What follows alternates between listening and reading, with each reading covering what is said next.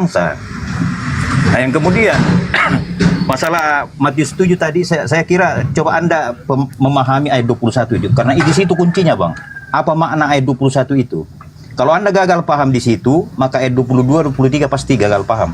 Karena di situ memang dipisahkan antara orang yang cuma di mulut berkata Yesus Tuhan dan orang yang di mulut mengaku Yesus Tuhan tetapi melakukan kehendak Bapa. Itulah yang tidak diusir nanti di surga. Gitu, Bang. Saya tidak terlalu lama ini, cuma menanggapi sedikit. Ya, silakan. Baik. Yohanes 12:48, barang siapa menolak aku dan tidak menerima perkataanku, ia sudah ada hakimnya, yaitu firman yang telah kukatakan. Itulah yang akan menjadi hakimnya pada akhir zaman. Yesus datang mengatakan informasi ini kepada murid-muridnya. Barang siapa menolak aku dan tidak menerima perkataanku, ia sudah ada hakimnya, yaitu firman yang pernah kukatakan. Firman itulah yang akan menjadi hakimnya pada akhir zaman. Saya menuntut perkataan Yesus sembahlah aku, itu ada? Tak ada. Jadi ketika Anda dihakimi nanti seperti Matius 7, Anda diusir. Karena Yesus tidak pernah melontarkan perkataan sembahlah aku. Ingat, pola penghakiman yang akan Yesus lakukan terhadap terdakwa itu tertulis dalam Yohanes 12:48. Barang siapa menolak aku dan tidak menerima perkataanku, ia sudah ada hakimnya, yaitu firman yang pernah kukatakan, yang telah kukatakan. Itulah yang akan menjadi hakimnya pada akhir zaman. Mana firman yang telah Yesus katakan? Sembahlah aku. Jadikanlah aku sebagai sembahan selain daripada Bapa yang ada di surga. Mana? Ada? Tak ada. Maka kalian akan diusir. Masakan seorang Islam lebih mengetahui Bible daripada kalian? Kemudian Anda mencoba menerasikan apa yang tertuang dalam Matius 24 nomor 14. Saudaraku, di situ dalilnya menjelaskan, beritakan, dalam bahasa Yunani kuriso. Beritakan itu ceritakan, beritahukan, kabarkan, informasikan tentang kerajaan, tentang Injil kerajaan ini. Beritakan ke seluruh dunia. Kalian menjadi saksi bagi semua bangsa. Sesudah itu barulah tiba kesudahannya. Injil yang mana yang Yesus beritakan? Injil kerajaan Elohim. Maka umat Islam mengajarkan apa? Isa alaihi salam adalah nabi dan rasul untuk Bani Israel. Itu yang harus diberitakan. Bukan Yesus adalah inkarnasi Tuhan yang harus diberitakan ke dunia. Bukan. Yang harus diberitakan kepada seluruh dunia adalah Yesus, nabi, rasul, utusan Tuhan yang spesial untuk Bani Israel saja. Itu yang harus diberitakan ke dunia. Kami umat Islam melakukan itu. Wa iskala Isa bin Maryam, ya Bani Israel, inni rasulullahi ilaikum musaddiqan lima baina yadayhi minat Torah wa mubasyiran bi rasul yati min ba'di ismuhu Ahmad falamma ja'akum min bayyinati qalu hadza sihrun mubin. Ini yang harus diberitakan, bahwa Yesus adalah Nabi Rasul untuk Bani Israel. Beritakan pada seluruh dunia. Muncul pemberitaan yang dari seberang mengatakan Yesus adalah Tuhan kita yang datang menjelma inkarnasi menjadi orang, mati di atas tiang salib untuk keselamatan menebus dosa. Apa-apaan, ilmu dari mana itu? Yang harus diberitakan, Injil kerajaan ini akan diberitakan di seluruh dunia menjadi kesaksian bagi semua bangsa. Sesudah itu barulah tiba kesudahannya. Apa kesaksian seluruh bangsa?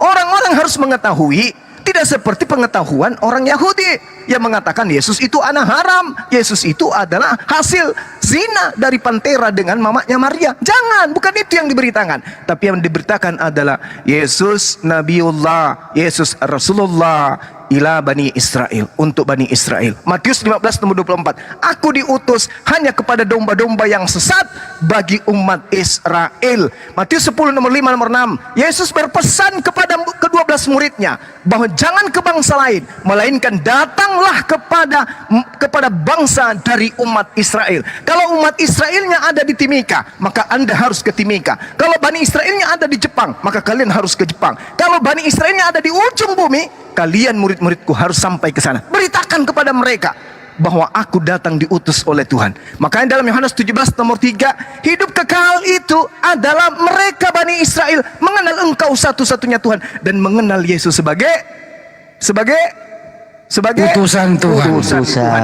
Ini yang harus diberitakan sampai penjuru bumi. Jangan berita-berita kosong dari nabi palsu. Demikian. Makasih Bang. Sama-sama.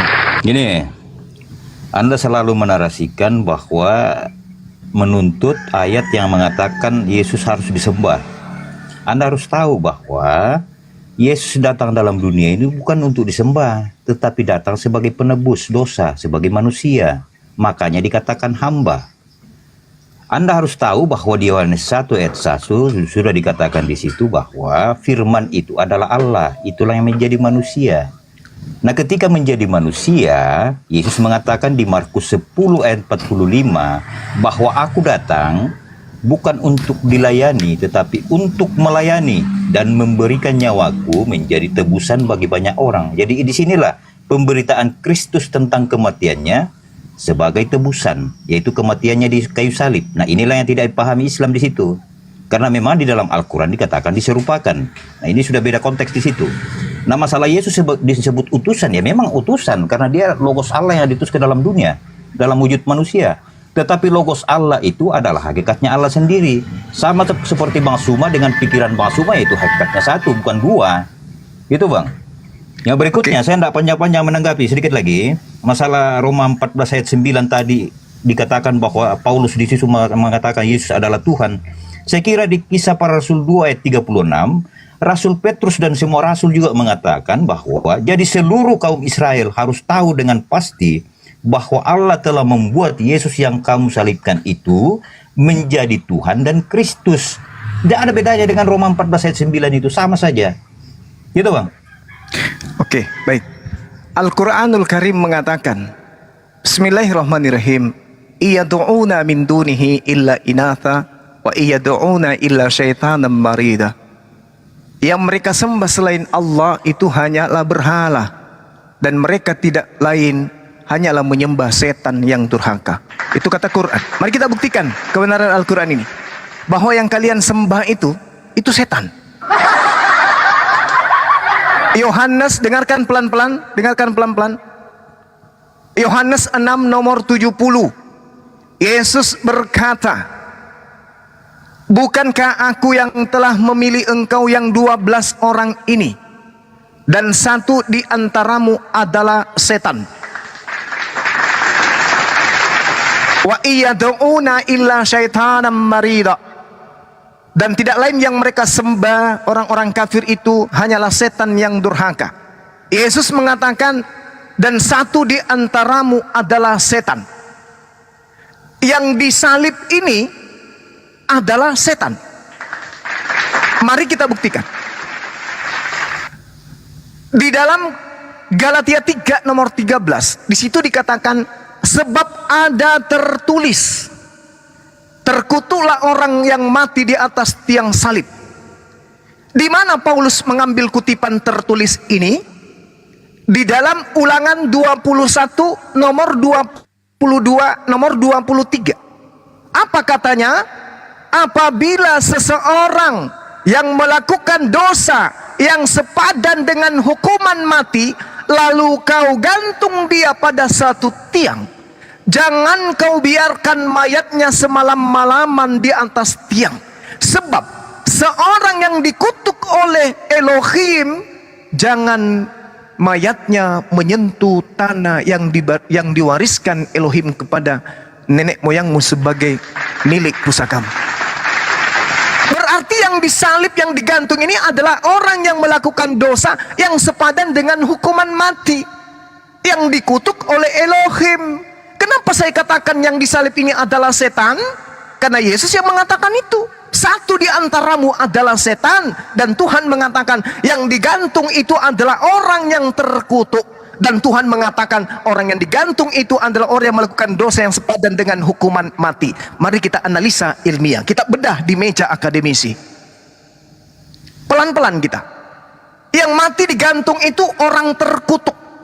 Yang mati digantung itu orang yang dikutuk, dan yang mengutuknya bukan manusia. Yang mengutuknya itu adalah Elohim, karena melakukan dosa sendiri, dosa pribadi, bukan dosa orang yang ditanggung. Apa dosanya? Dosa yang sepadan dengan hukuman mati. Di mana tertulis dalam Ulangan 27 nomor 25, terkutuklah orang yang makan uang suap untuk menyerahkan orang yang benar untuk dibunuh. Sekarang pertanyaannya, siapa yang menerima suap antara Yudas yang adalah iblis, Yesus, antara Yudas yang adalah iblis atau Yesus? Siapa yang makan suap? Siapa yang terkutuk? Ulangan 27 nomor 25, terkutuklah orang yang makan suap untuk menyerahkan orang benar untuk dibunuh. Sekarang pertanyaannya, siapa yang menerima suap antara Yesus dan Yudas? Bisa Anda jawab? Ya. Bisa? Makasih. Ya, siapa yang terkutuk, Bang? Siapa yang menerima suap Baik. antara Yesus dan Yudas? Silakan. Baik. Jadi gini, Bang. Jadi saya melihat bahwa Bang Suma ini mulai mengarahkan bahwa Yesus itu tidak salib. Saya mendengar seperti itu tadi.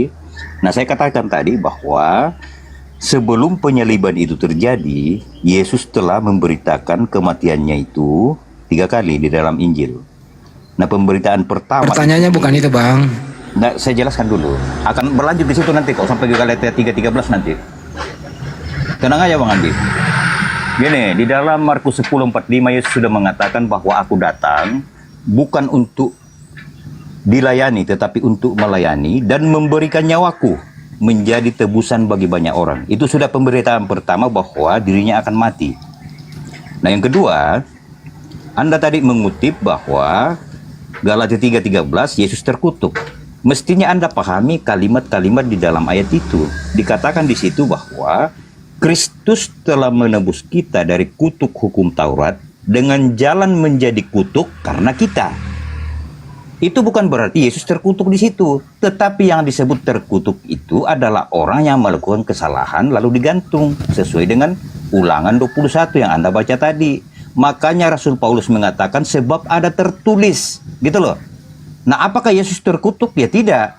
Makanya dikatakan Kristus telah menebus kita dari kutuk hukum Taurat dengan jalan menjadi kutuk karena kita. Jalan menjadi kutuk itu artinya karena kita lah, makanya dia digantung gitu loh. Tetapi dia bukan orang terkutuk karena dia tidak melakukan kesalahan apa-apa. Itu. Nah, di dalam Ulangan 27 tadi Anda mengutip siapa yang menerima suap, ya itu memang konsep hukum Taurat itu. Siapa yang menerima suap itulah yang akan gitu loh, dihukum. Tetapi itu bukan merujuk kepada Yesus, tetapi merujuk kepada si Yudas ini yang telah dipilih 12, tetapi satu yang menjadi iblis, yaitu si pengkhianat ini. Tetapi bukan itu yang digantung. Gitu loh, Bang. Silakan. Oke, saya tanggapi ya. Anda mengatakan Yesus digantung karena dosa kita. Itu ilmu dari mana Anda dapatkan? Ada orang yang digantung karena dosa orang lain. Itu ajaran cuplis. Tak ada itu dalam konsep para nabi, konsep Tuhan tak ada. Ulangan Keluaran 23 nomor 7 nomor 8, sebab aku Tuhan tidak akan pernah membenarkan orang yang bersalah. Keluaran 23 nomor 7, jangan kau percaya akan dusta. Orang yang benar tidak boleh kau bunuh. Orang yang tidak bersalah jangan kau bunuh. Sebab aku Tuhan tidak akan membenarkan orang yang bersalah. Bagaimana mungkin punya konsep agama orang bersalah diselamatkan dan orang benar yang menjadi tumbal? Itu ajaran apa? Ajaran dewa Molok menyerahkan anak manusia untuk tumbal, untuk mendamaikan antara penyembah-penyembah Molok dengan dewa Molok. Itu satu. Kemudian ketika Anda berbicara Yesus 3 kali mengatakan tidak, saya katakan tidak. Yesus hanya mengatakan itu untuk angkatan jahat. Angkatan jahat dalam Matius 16 dikatakan, angkatan jahat ini minta satu tanda dan tidak akan diberikan tanda kepada angkatan jahat, angkatan tidak setia, selain tanda Yunus, sebab 3 hari 3 malam Yunus dalam perut ikan, demikian juga anak dalam perut bumi. Pada hari ketiga adalah tanda untuk angkatan jahat. Sementara murid-muridnya yang bukan angkatan jahat tidak pernah diajarkan itu. Apa buktinya? Kita lihat dalam Lukas 24 nomor 9 sampai nomor 9 sampai nomor 12. Apa yang terjadi di sana? Setelah mereka kembali dari kubur, mereka menceritakan semua itu kepada ke-12 murid, ke-11 murid, dan kepada semua saudara yang lain, bahwa mayat sudah tidak ada di dalam kubur. Hilang mayat itu. Perempuan-perempuan itu kemudian adalah Maria Magdalena, Yohana, Maria ibu Yakobus, dan perempuan lainnya juga bersama-sama dengan mereka memberitakan kepada murid-murid Yesus. Tetapi murid-murid Yesus mengatakan perkataan-perkataan itu seakan-akan hanya perkataan omong kosong, dan mereka tidak percaya kepada perempuan-perempuan tersebut. Artinya ketika perempuan itu mengatakan yang di dalam kubur itu bangkit, Pak, mereka murid-murid tidak percaya. Mereka murid-murid mengatakan itu semuanya adalah omong kosong. Berarti Yesus tidak pernah mengajarkan mereka. Nah, di data 12-nya dikatakan, sungguh pun demikian, Petrus bangun, lalu cepat-cepat pergi di kubur itu. Ketika ia menjenguk ke dalam kubur, ia melihat hanya kain kafan, lalu ia pergi. Dan Petrus dalam hati bertanya, apalah yang sekiranya terjadi ini? Menandakan Petrus in the gang tidak pernah diajarkan bangkit pada hari ketiga. Yang diajarkan bangkit pada hari ketiga hanya angkatan jahat. Angkatan jahat ini minta satu tanda, dan tidak diberikan satu tanda apapun kecuali tanda Yunus, sebab 3 hari dalam perut ikan, demikian juga anak manusia 3 hari dalam perut bumi. Mereka percaya itu, sampai Kristen pun percaya. Berarti Kristen ini adalah golongan angkatan jahat. Murid-muridnya tidak percaya. Tidak percaya, omong kosong itu. Artinya Yesus tak pernah mengajarkan mereka. Mereka tidak pernah diajarkan bangkit pada hari ketiga. Angkatan jahat aja yang diberikan tanda. Angkatan jahat yang percaya, Kristen percaya. Kemudian berbicara mengenai dosa yang tadi. Kalau Anda sudah mengakui bahwa Yesus tidak punya dosa, sementara di dalam kitabnya orang Yahudi, Ulangan 27, terkutuklah orang yang menerima suap untuk membunuh seseorang yang tidak bersalah, dan seluruh bangsa itu harus berkata haleluya, amin, halilintar. Semua orang harus mengatakan itu. Terkutuklah orang yang menerima suap untuk membunuh seseorang yang bersalah. Siapa yang terkutuk? Yudas. Kenapa Yudas terkutuk? Karena dia menyerahkan Yesus yang tidak bersalah. Apa yang terjadi kemudian? Apa yang terjadi?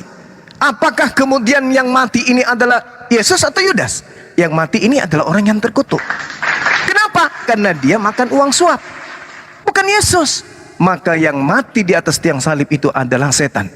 Kenapa setan? Karena Yudas. Loh, kok Yudas setan? Yes, karena Yesus mengatakan bahwa aku yang memilih engkau yang 12, tapi satu di antaramu adalah setan. Apa buktinya? Setan masuk merasuki Yudas. Setannya masuk merasuki Yudas. Berarti di dalam diri Yudas ada setan. Setan mati di salib, tergantung. Dan itu yang Anda sembah. Berarti Al-Quran benar. Al-Quran mengatakan iya do'una min dunihi illa inatha wa iya do'una illa syaitanam marida. Yang mereka sembah hanyalah setan yang durhaka, setan yang terkutuk. Yudas yang kalian sembah selama 2000 tahun. Demikian. Oke, makasih Bang. Ini konteksnya seolah-olah Anda menarasikan bahwa yang disalib ini Yudas, kalau saya dengar tadi. Tetapi kita bisa melihat di dalam Alkitab tentang pemberitaan Yesus yang 3 kali yang saya sebutkan tadi itu. Nah, kemudian ketika Yesus diadili, tentu di situ adalah Yesus sendiri itu loh. Kemudian ketika Yesus itu sudah dikuburkan di Matius 27 ayat 62, di mana orang-orang Yahudi itu meminta kepada Pilatus agar kubur Yesus itu dijaga untuk membuktikan perkataan Yesus bahwa apakah benar dia akan bangkit gitu loh, sesuai perkataannya. Dan itu dipenuhi Pilatus. Kubur Yesus itu dijaga. Nah, saat kebangkitan Yesus di Matius 28, itu malaikat sendiri yang bersaksi kepada para muridnya. Dikatakan di situ, akan tetapi malaikat itu berkata kepada perempuan itu, janganlah kamu takut, sebab aku tahu kamu mencari Yesus yang disalibkan itu. Ia tidak ada di sini, sebab ia telah bangkit. Itu perkataan malaikat.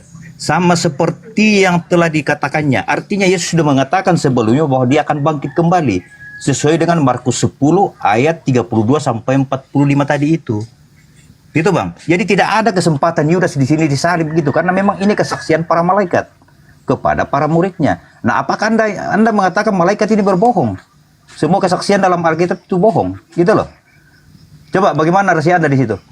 Oke, justru ketika Maria datang kemudian, ingat sekali lagi saya katakan, yang datang ke kuburan itu bukan cuma Maria Magdalena. Datang beberapa orang ke kubur. Maria Magdalena, Maria ibu Yakobus, artinya ibunya Yesus pun datang.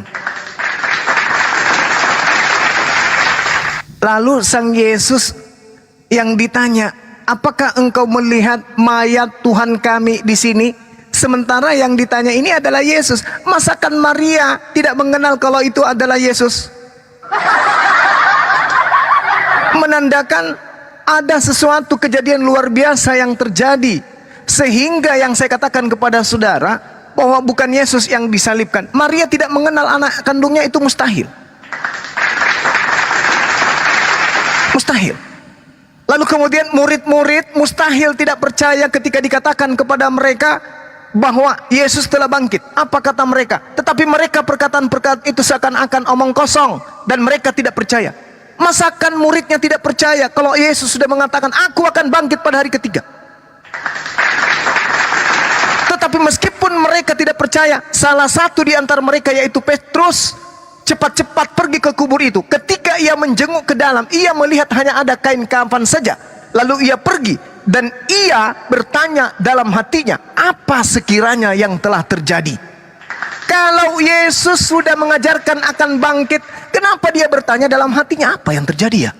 Harusnya dia mengiyakan, oh iya, memang guru saya mengatakan dia akan bangkit pada hari ketiga. Tapi nyatanya, itu bukti pertama.